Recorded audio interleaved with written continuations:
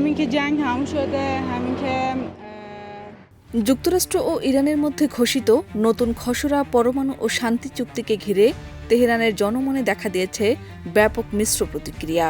আন্তর্জাতিক অঙ্গনে স্বস্তির বার্তা ছড়ালেও ইরানের রাজধানীতে এই চুক্তি নিয়ে একদিকে অর্থনৈতিক স্বস্তির আশা, অন্যদিকে সার্বভৌমত্ব ও নিরাপত্তা নিয়ে গভীর সন্দেহ, দুই ধরনের অবস্থানই সমানভাবে দৃশ্যমান।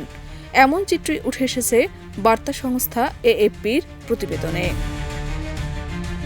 তেহরানের রাস্তাঘাট, বাজার এবং বিশ্ববিদ্যালয়গুলোতে সাধারণ মানুষ থেকে শুরু করে শিক্ষার্থী ও বিশ্লেষকদের মধ্যে চুক্তির প্রভাব নিয়ে চলছে নানা বিশ্লেষণ। একাংশের মতে দীর্ঘদিনের নিষেধাজ্ঞা ও অর্থনৈতিক সংকট থেকে মুক্তির সম্ভাবনা তৈরি হয়েছে এই চুক্তির মাধ্যমে।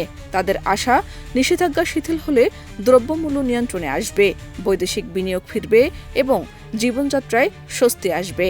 একজন স্থানীয় দোকানদার বলেন, যদি সত্যি নিষেধাজ্ঞা কমে তাহলে বাজারে স্বস্তি ফিরবে, আমরা শান্তি চাই।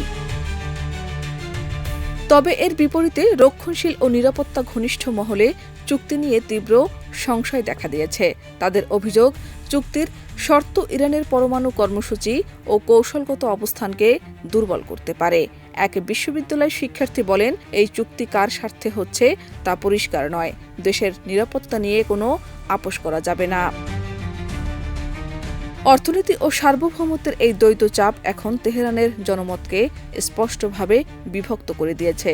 একদিকে জনগণের বড় অংশ অর্থনৈতিক মুক্তির আশায় চুক্তিকে স্বাগত জানালেও অন্যদিকে রাজনৈতিক স্বাধীনতা ও নিরাপত্তার ঝুঁকি নিয়ে উদ্বেগ ক্রমেই বাড়ছে। অর্থনীতিবিদদের মতে জনগণের বাস্তব সংকট যেমন সত্য, তেমনি রাজনৈতিক আস্থার সংকটও সমানভাবে গভীর।